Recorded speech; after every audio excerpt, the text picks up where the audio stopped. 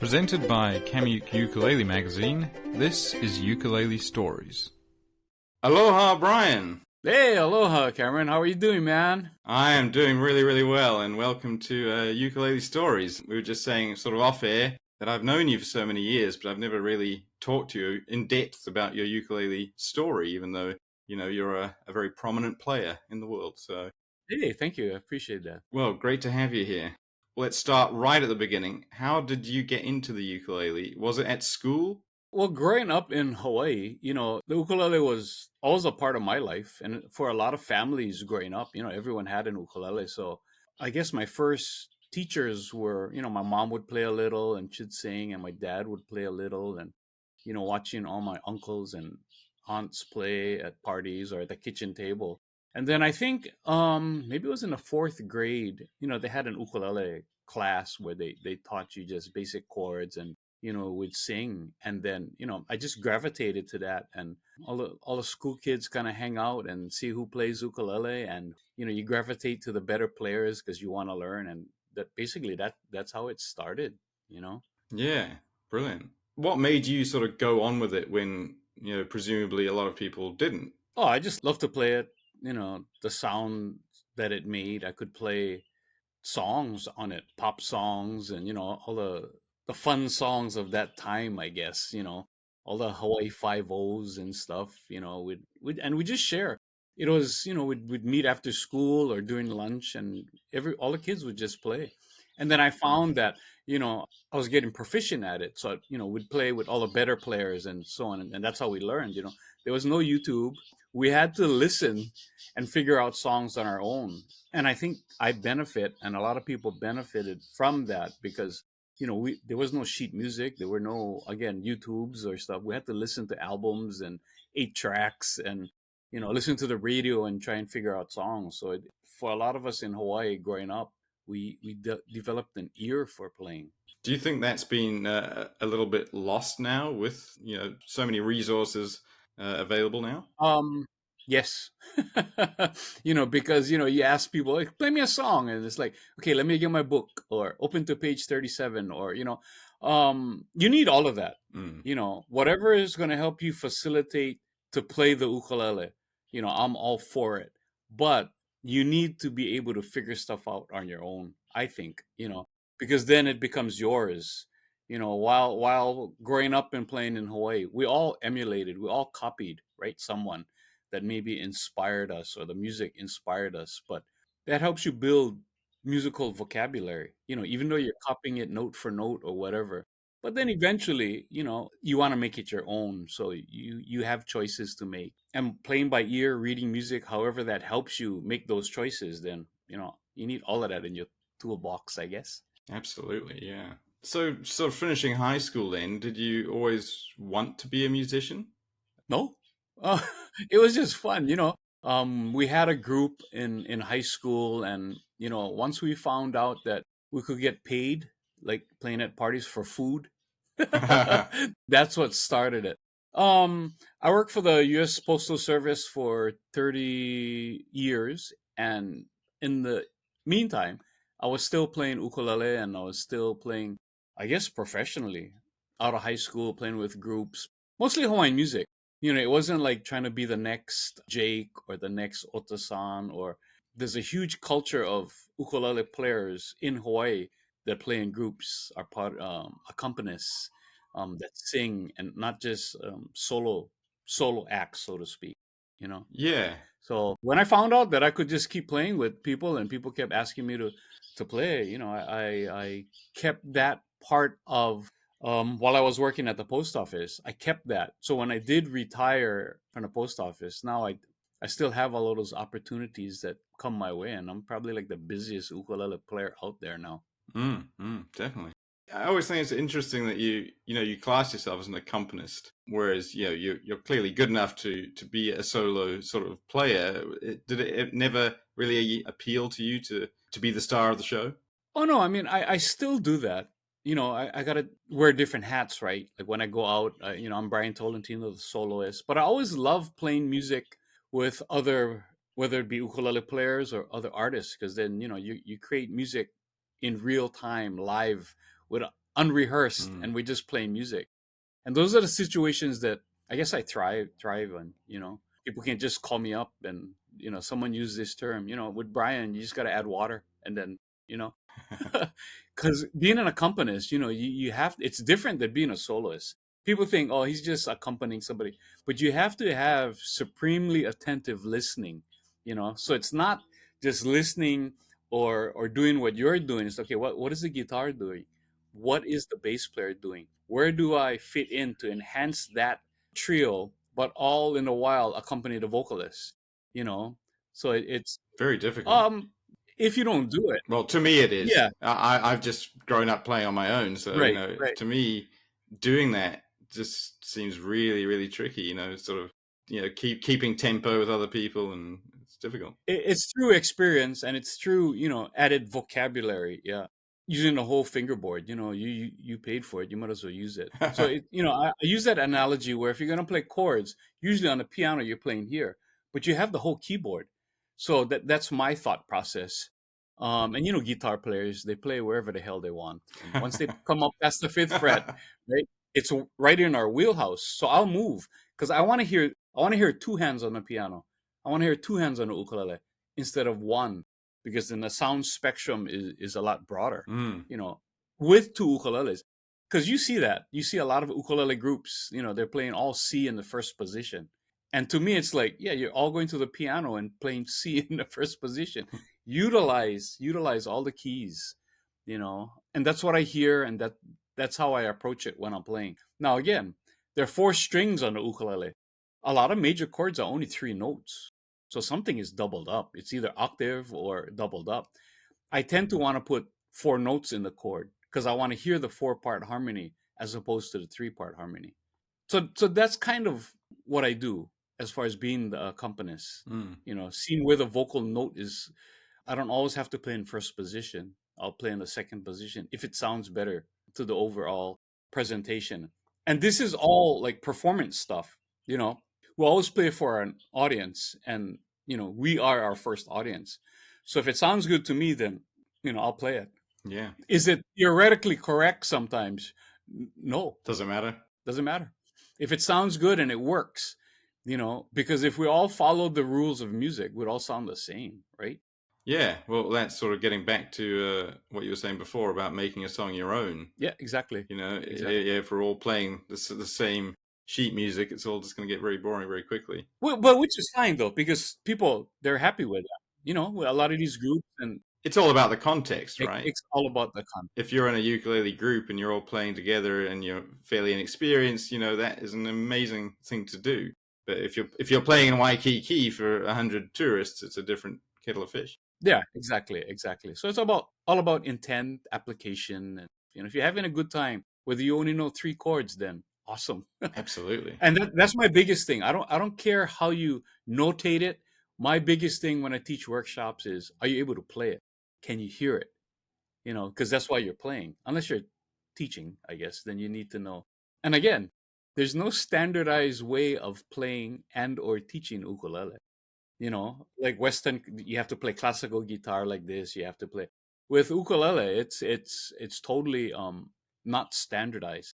People try to standardize it, which works best for them, and that's fine. But there's no, even in Hawaii, the way Auntie Genoa strums is different than someone else strums in the Big Island or Kauai, and it's all correct to us. And that's the beauty of it. That's the beauty of the uke, really. And I always encourage people to say, hey, if you learn something from James Hill, apply it to what I'm doing, and vice versa. If you like something what Herb Otta Jr. is doing, and you can apply it to your own music, Mm, of course, I don't want, although it is flattering for you to sound like me, I want you to sound like you. exactly. By the tools you have, the vocab you have. But that's at a higher level, though, as far as performing, I guess, or just taking it to the next level or next layer to your learning. Mm.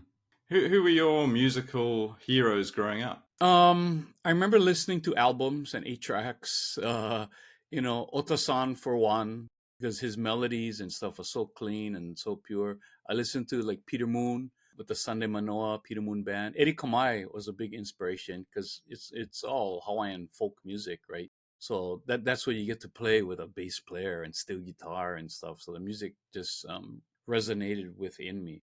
It's funny because I don't listen to ukulele music. I just listen to music, you know, jazz influence or swing. But all my contemporaries listening to Kelly Boy and Jake and Herbota Jr. and Benny Chong and Byron Yasui, even Hollyhock Seaberry, who I play with regularly. And I tell people the learning never stops. I can learn from people who are 20 years my senior and 20 years my junior. But you have to be willing to accept that. It's like when you tell me that, oh no, I've made it, then, you telling me that your learning has stopped. I always continue to learn, even if it's just for me, just subtle stuff, chord efficiency and sustaining notes and, all of those things I continually work on. You touched a little bit there on teaching, and I know you do a lot of teaching and workshops and some online teaching as well. What do you enjoy most about it? Just the reward that seeing the students, like you see that moment that the light bulb goes off, or those aha moments, and it's just helping them facilitate to the next level or the levels, and bring joy. It's like opening up a door for them, and they finally realize. I've heard people tell me, I've been trying to learn this for like 15 years, and in one workshop, because I do it a little different. I just come from a different angle. I come from more of a player's angle. I tell myself I don't want to be my math teacher. I sprout out formulas and stuff. You got to be engaging, you got to make it fun, and everything that I teach, it comes from experience, stuff that I've learned along the way, but it comes from an experience where I actually applied it to either live performances or recordings. I didn't study ukulele at the University of Hawaii, got my degree, and now I'm going to teach you. There's nothing wrong with that, because a dear friend of mine, Mika Kane, got his music degree. Professor Yasui was his mentor. I come from, no, I've used this on this recordings, I've used this, I play it live, because not everybody wants to know how to read music. No. They just want to play. Yeah. So that's why I say whatever resonates within you and helps you facilitate your learning, that's what you aim for. Mm. So I just love sharing. I don't really call it teaching. I just share through experiences, and I make it fun. It has to be fun for me. Like again, I said I don't want to be my math teacher, man. You said before as well, you play so much, you perform so much. Are there any gigs that are particularly memorable for you? No, I mean I've done a lot of festivals, and it's just fun playing, and I bring that with me. I don't care if it's in front of 3 people or 3,000 people. You just gotta have fun doing what you're doing. You gotta be prepared, you know. But it's just playing.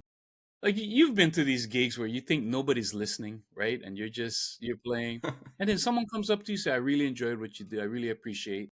Or they'll say, when I'm performing in a group, I said, "I was really listening to you because you're playing a lot of these nice fills and stuff." Okay, oh, thank you, because someone is always listening. So I try and bring that every time when I play. Just play, have fun, make sure you know what you're doing, or not. Or not, but because mistakes are part of it. Yeah, with live music, not so much recorded music.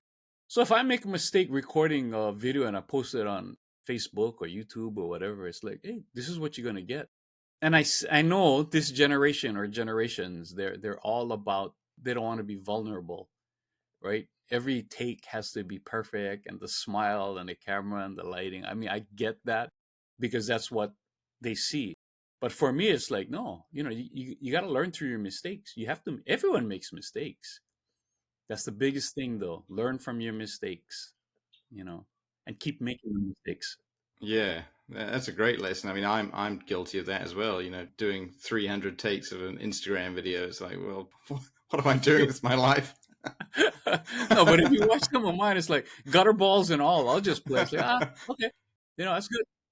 It's live. I mean, I get it. Because again, the younger generations, they don't want to seem vulnerable. So I'm always encouraging you guys to come sit in with us.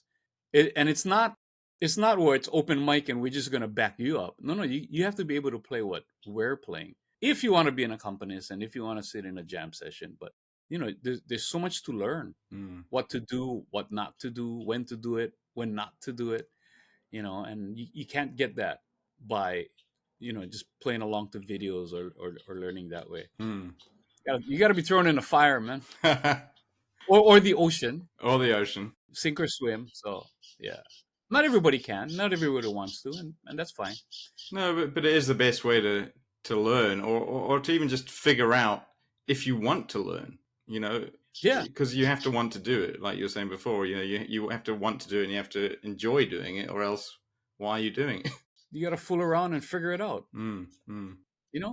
In real time, because the lesson learned too is, okay, I'm going to make mistakes and stuff like that. How do I get back on track? Yeah, Where do I pick up again? It's not like, okay, wait, stop, stop, stop. Can we do this? Can we start from the beginning? Oh no. And it gives your brain time to think, okay, I messed up. Where am I? You either have to use audible clues or visual clues. What key are we in? What chord was that? Okay, now I'm back on track. That kind of stuff isn't taught. no, It's not taught. So you just have to live through that. Someone asked me, how do you become instinctive and intuitive? Well, you get that way by doing, making the mistakes and getting back on track. yeah. I always teach people, in workshops and things, if you screw up a song in any context, if you're playing in a group or if you're doing a solo performance, never stop. Just, even if you can't remember anything, just go back to the chorus, finish the song, move on. No one notices and no one minds. The worst thing you can do is stop and then have everyone feel sorry for you. And then it's just this kind of horrible feedback loop. Yep, yep, yep. That's learned through experience. There's nothing like if that's what you want. If you want to gain experience playing in front of people, then you got to play in front of people, mistakes and all. And if that's not your bag, then that's not your bag. But if you do want to get better at it, you have to continually get up in front of the audience, whether it start off with open mics or you're playing in a group at a performance. You have to put yourself in those positions to get better and to learn. It's easy sitting on your couch playing and practicing and getting all of that, but it's different when you got to stand up in front of people, stand up in front of an audience. I tell a lot of my students, stand up and practice, because if that's how you're going to perform, that's how you should practice, because there's different biomechanical ways of tension and stuff like that, right? Again, it's easy to sit in your couch or in a chair with the TV on, and you know, but you need to face the live bullets. Stand up, practicing. If you're singing, your diaphragm works differently. Every once in a while, I'd go out to the mall. We have outdoor malls, right? I just find a bench and I'll just start playing. Like, I'll start performing for myself, but there's so much distractions going on, and that helps you focus. I cannot stand in front of a mirror. I don't want to look at myself. Because you ever heard that, right? Yeah, you got to stand in front of a mirror. No, I cannot do that.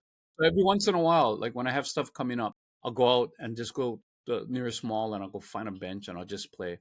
And then people will stop and listen. So it's a different focus, right? Just because it puts you in front of people and you just get used to that interaction. Exactly. And they don't have to be listening. It's more about you practicing being a live performer, basically. Because the performance may be the same, but the audience is always different. If you practice, I know Jake, for instance, when he practices through his amp.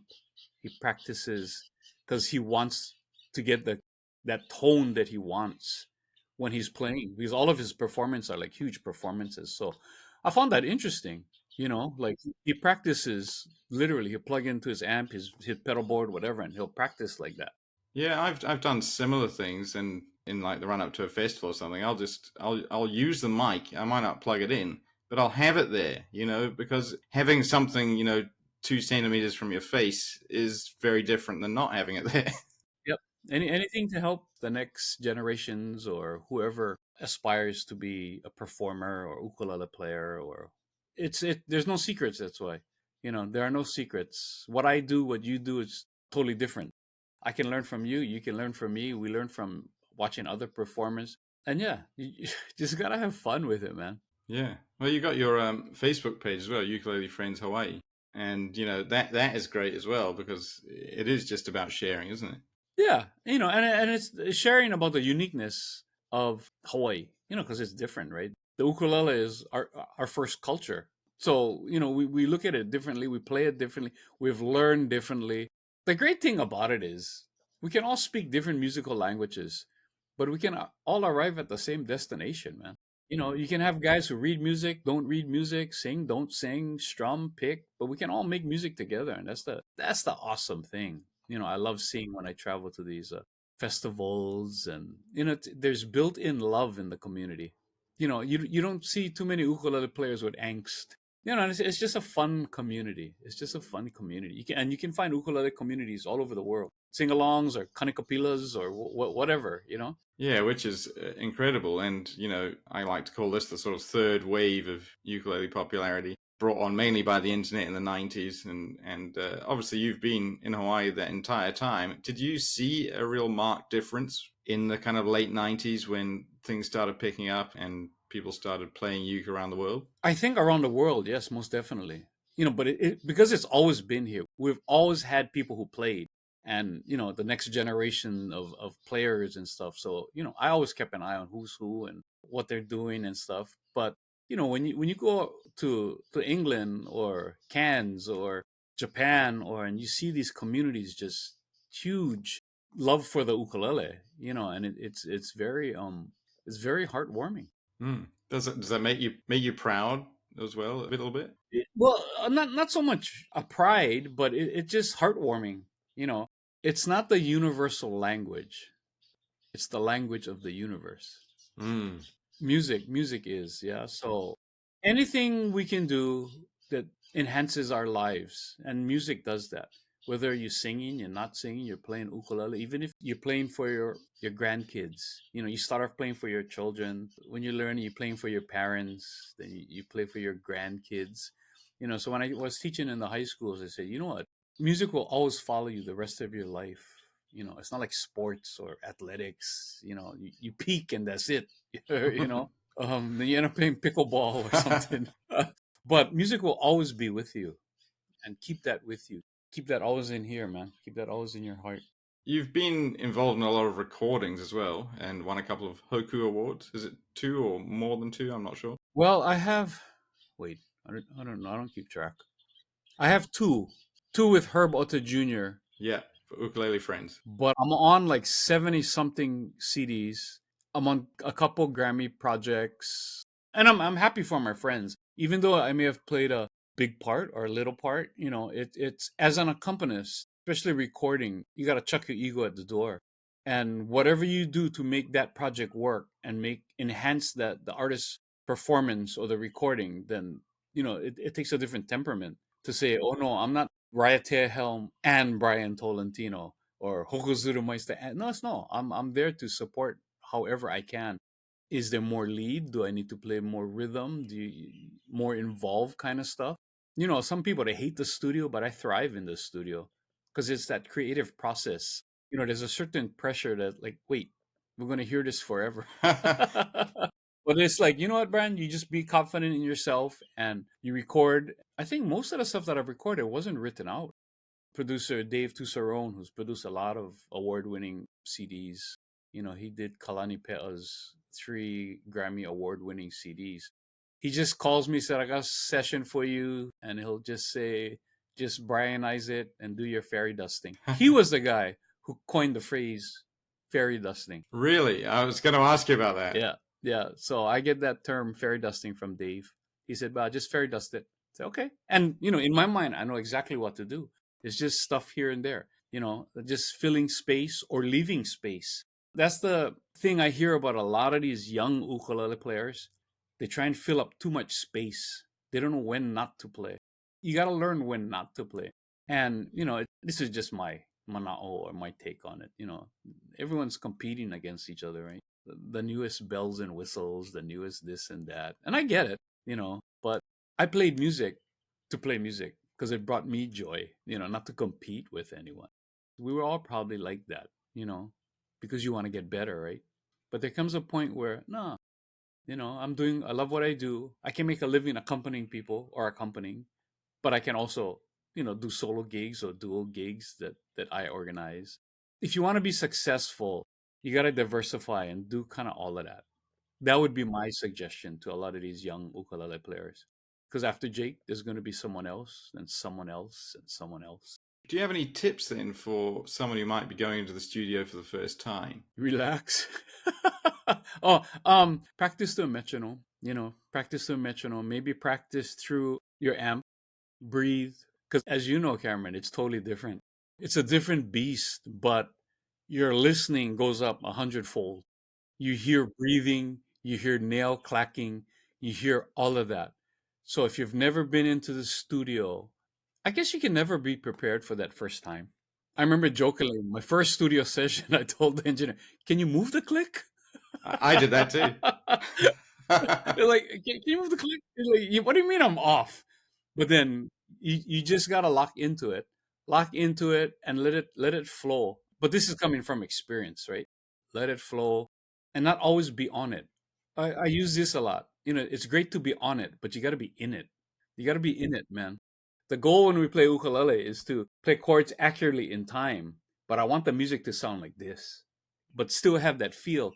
Because once you get all of this, doing all the workshops, lessons, you get all this analytical stuff that you learn. How do you connect this to this? Your heart.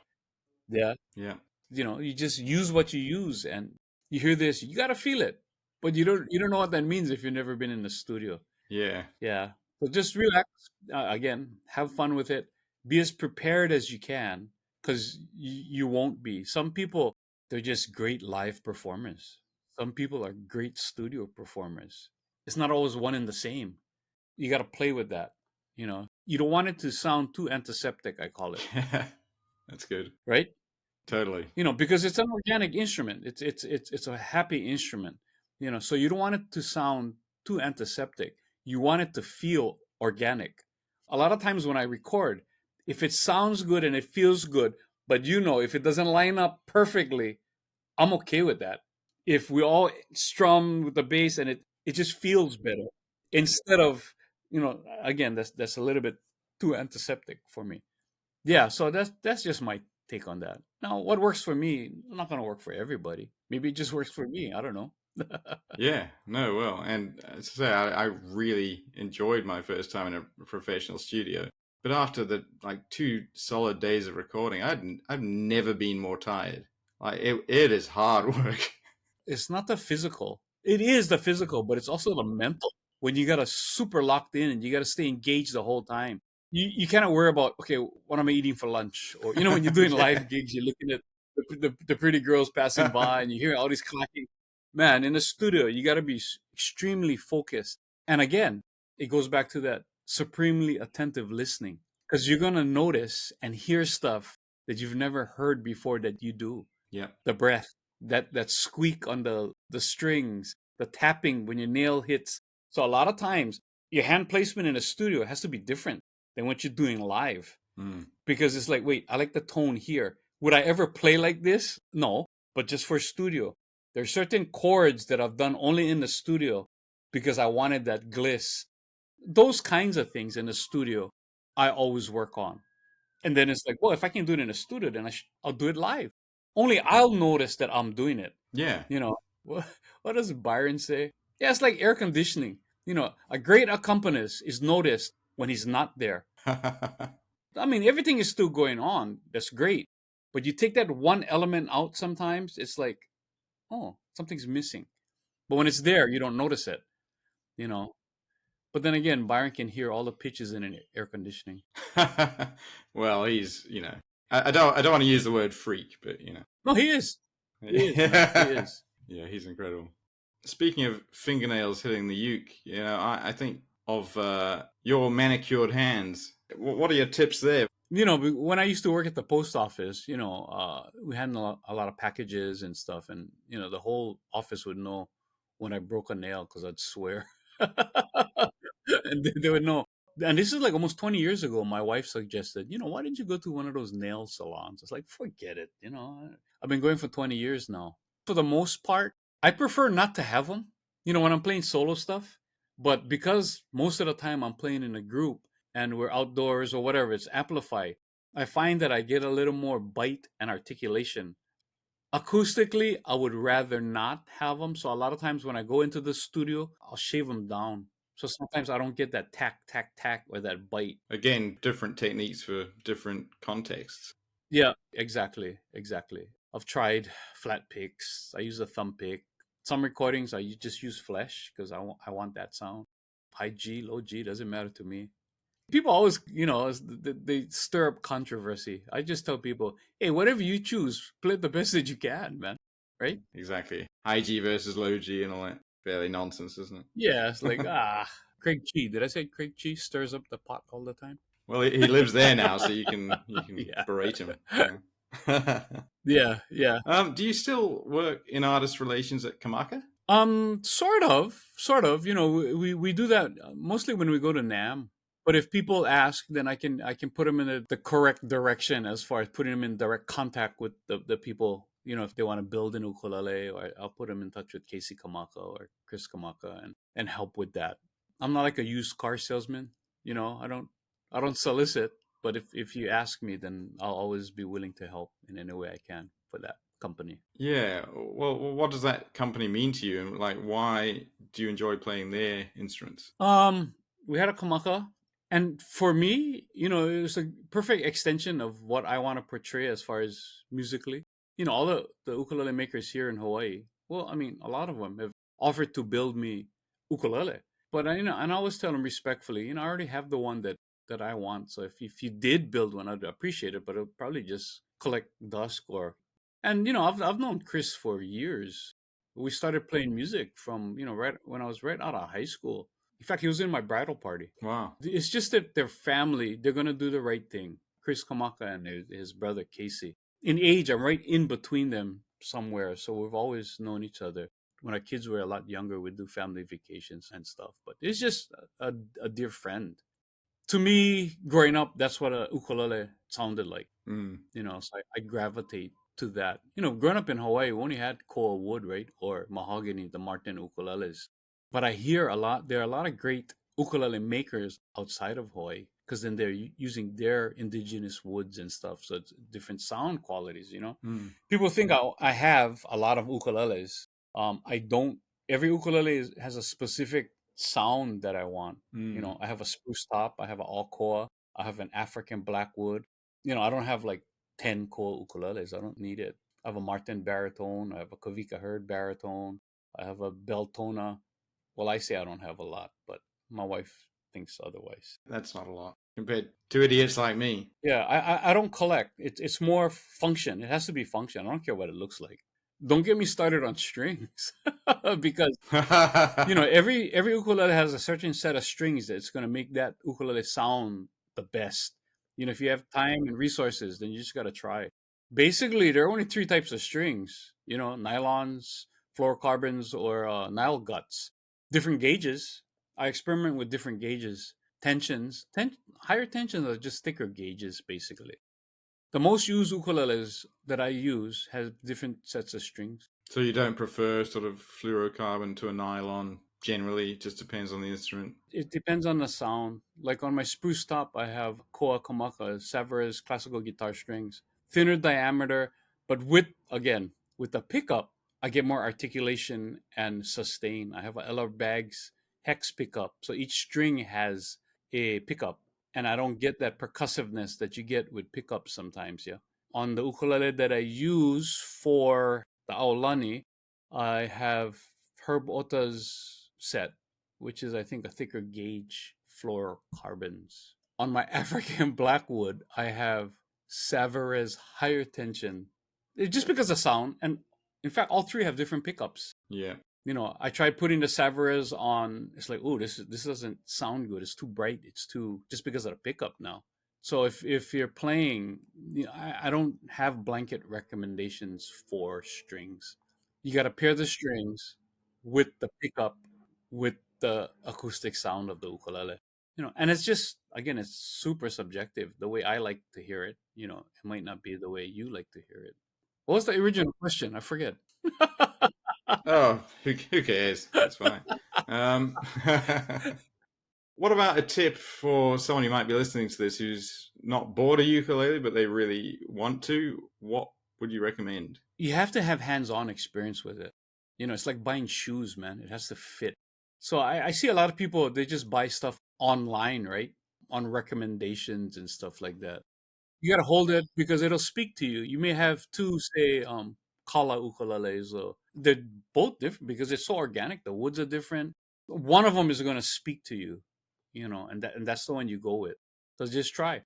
Try an inexpensive one, try a real expensive one, try a middle of the road one, and see which one tickles your fancy.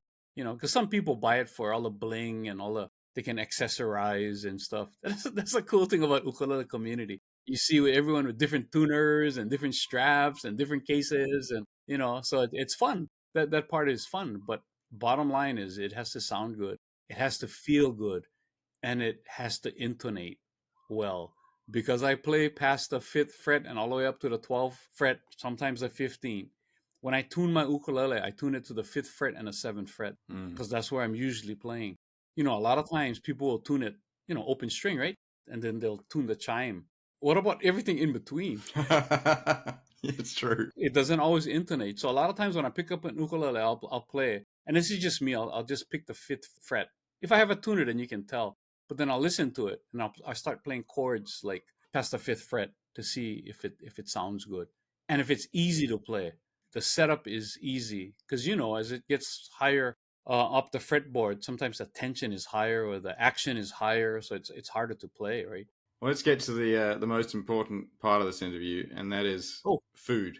Uh, so, I think you're well known for your love of food, and I think every Hawaiian I know is known for their love of food. And the few times I've been to a Kanakapila in Hawaii, food has been a huge part of it. So, what's your favorite one then? What's your go to? Oh, growing up in Hawaii, there's so many ethnicities here. Yeah, similar to Australia actually in that way. I think. Similar, I Yeah. mean, I ate some great Chinese food in Australia. Oh yeah. Yeah, and it's just that we're exposed growing up to eating all types of different foods. So, whenever I travel, it's a big part of okay, I'll Google stuff. Where can I eat? What's good here? What's try this because that also makes me happy. Food and ukulele, man. Well, I think it gets back to that sharing thing, isn't it? You're sharing music, sharing food. Yeah. That's what it is, in the plantation days, and that's how it started, right? All the immigrants from the Philippines, Japan, Portugal, they'd all have lunch together, and they call these cow tins. They're just like boxes, like bento boxes, and everyone would start sharing each other's food, and that's how it started. We have fresh seafood, and we have great beef and fruits, and so it's great living in Hawaii. We all break bread together, and we all share, like in music. And like you said, you've been to some kanikapilas, and there's like spreads and just So much all food. over. And that's the thing. That's the thing. Whenever you go to parties or kanikapilas, you never go empty-handed. There's always bring something, even if it's too much. Too much is Mm. always better than too little. You know. Remember the first time I ever met Byron Yasui? I was Dr. Byron Yasui. I was interviewing him for my magazine, Kamuk, and he said, "You got to meet Benny." I'd not at that stage not even heard of Benny Chong, but of course, the first meeting was we're going for waffles. So it's always just food, So those are our business eatings, I call them. That's when school is in session. We used to go. Oh, no, I think you went too. The restaurant, Kirin, Chinese restaurant. Yeah. We'd order food, sit down, talk shop, and then all of a sudden, I'm here, Jake's there, Benny's here, and Byron, Hale, and we're just all having private conversations. And we're there about 11, 10, 11, and we're there till about 2:30 until they kick us out. We just play ukulele and learn from each other and share ideas and break bread and playing music Yeah. is nothing like it. And we still do that. We still do that, which is fun. Well, speaking of Harley, then I did write this down. Are you the new Byron and Benny? No, not no. But they've been a huge influence in not maybe technique, but just thought process and just their encouragement that they give us. Because whenever we have these gigs and it's open to the public, they'll show up, and they don't do that for other artists. They'll show up because they enjoy what we're doing and we do it. We play traditional Hawaiian music, but it's just different. Different grooves, different chord progression, just different. And they always give us pointers and tips. And it's funny. We did a set, Hale and I, and then we come off and Byron says, you know that second song that you played? What was that chord that you he said, you know, Holly, you were singing this note, but it was you should have played this chord. And then we both hear it. And Holly's like, damn, yeah. But that's another thing about the learning process. You have to be receptive to that. How many people can do a gig or play and Byron and Benny are sitting on a first table right in front of you, right? That's intimidating. It can be intimidating, but you know, now it's like, oh, great, they're here. I'm gonna learn something by playing for them, Mm, you mm. know. And then selfishly, we always call them up to play, you know, a couple songs or 8 or 10. It gets them out. It gets them out. It gets them because they rarely play. You know, they get together. I think maybe once or twice a month, and they get together with a friend and they jam. But you know, they're in their 80s, man, and the knowledge that they have It's amazing. is just amazing. Mm. You know, nobody does it. I'm not saying better. Nobody does it like Benny though. Oh no, Nobody. no, totally unique. And it's crazy. More people should gravitate and learn from. He's a master, man. Absolutely. He's just his chord progressions and what he hears.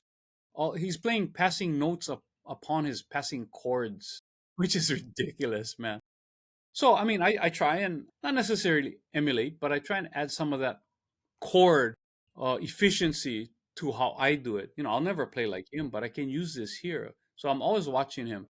Yeah, so learn as much as you can. The learning never stops, you know. The minute someone says that they've made it or they cannot learn anything, then they stop learning. You know, and that's fine too. That's really fine. For me, I'm always striving to get better for myself. And then hopefully it's for the listening audience, you know. I mean subtle stuff. I'm all about subtleties, man. I'm all about air conditioning. Well, no one does it better than you. All right, final question then. Can you sum up what it is to be Hawaiian in one sentence? Um Love of land, love of people, you do it for the betterment of everybody. Yeah. I mean, we're all individuals, but you know, we grew up like, you know, you got to help people. You know, like, hey, if I got food, then you got food, kind of deal. I guess growing up in Hawaii, there's a certain humility that we have. You know, the ukulele players, well, and people in general, because we all grew up where we all caught cracks from everybody. You know, I mean, disciplined by not even our parents, siblings, or anything. Just you know, you're part of that family unit, yeah. So you always want to take care of everybody. Not everybody thinks this way, but you know, just having aloha. Aloha is 24/7, not only when convenient. You know, you always got to bring it. You always got to have it. That's what it means to me. That's a beautiful way to end it, I think. And thank you for sharing all your knowledge today. Nah, Cameron, this was cool. When I read your message, it's like, yeah, man, I haven't talked to you in a while. I mean, I see your posts, I see your gigs, and likewise. And that's the great thing about social media. We can all kind of keep in touch, you know. And I think stemming from the pandemic, if there was anything a positive, we got to connect with people all over the world via Zoom or whatever. You know, you could go directly to the source. You know, and that's how Ukulele Friends Mm. kind of started. You know, we'd all Zoom together first. Then, you know, say, hey, maybe some of this stuff people would want to hear. People would want to, you know, because we're just talking shop, ragging on each other, cutting down each other. And I still get this when I travel a lot. You know, people come up and appreciate it and they thank us. They thank me for doing that during the pandemic because, you know, people sometimes just alone by themselves. But then they'll say, you know, we brought laughter into their homes that once a week or whenever we were doing it. That makes me feel good. That part of sharing, because although it was a lot of nonsense, there was actually some good topics and stuff that we could cover and just talking story because we all do it differently. Everyone on the panel did it differently, and we'd learn from each other. And again, that's that whole family thing, right? The family unit, sharing and giving, and not worrying about receiving. But if I were to receive $1 million, yeah, I'd take it. Well, you can share with other people if you get $1 million. No, I wouldn't. No, just kidding, just kidding, just kidding. Oh, well, thanks again for sharing everything today and your friendship over the years and being so kind to me and my family as well. They really appreciate it. Yeah, yeah. Aloha to your parents. Aloha to your parents, man. I'll put all the links to your stuff in the show notes as well. So if people want to get some lessons from you, perhaps they can do that. Oh yeah, yeah, yeah. Thanks, Cameron. Appreciate this, man. This was fun. We gotta do this again. Yeah, absolutely. Let's do it again. All right, well, aloha, and thanks again. Aloha. Cool. Take it easy. Mr. Bryan Tolentino. Thanks for listening. If you're enjoying Ukulele Stories, please subscribe and tell your friends about it. To take us out, here's Bryan with Puamana.